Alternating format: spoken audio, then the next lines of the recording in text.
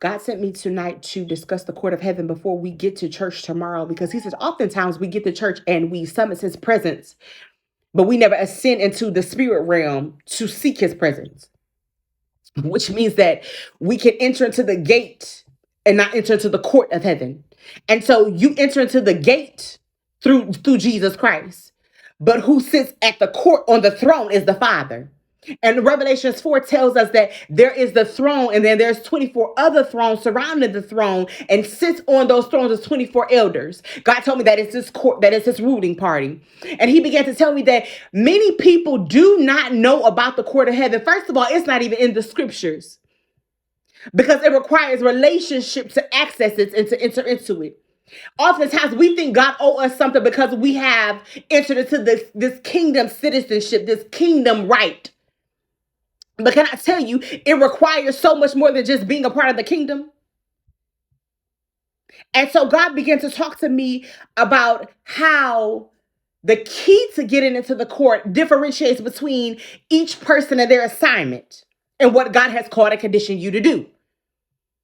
And he said, the body of Christ keep humanizing that thing which is spiritual and simplifying that thing which is holy. He said, be not deceived. There are not a lot of people entering into his courts that think they're entering into, he said they're entering into his gate. They're not entering into his court. Because the gate gives you access, but the court changes you. And so in this season, God has been talking to me about the church. He was talking to me about Revelation, the 7 churches of Minor, and we can have all of these things lined up in order, and God still have this against us, this fault against us, this thing against us, this judgment against us, this commonality that we have in his presence that we should not have.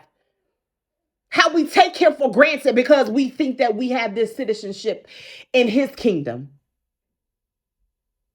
And so God is saying, what will you do? What will you take? What's the position that you hold in order to really get in my presence?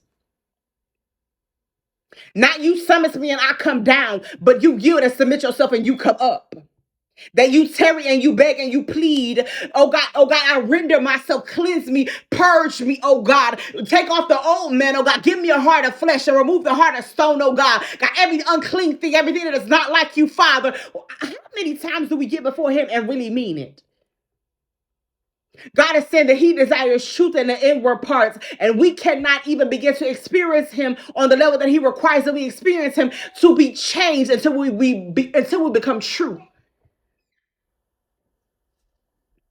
And so this is just the beginning. This is the court of heaven.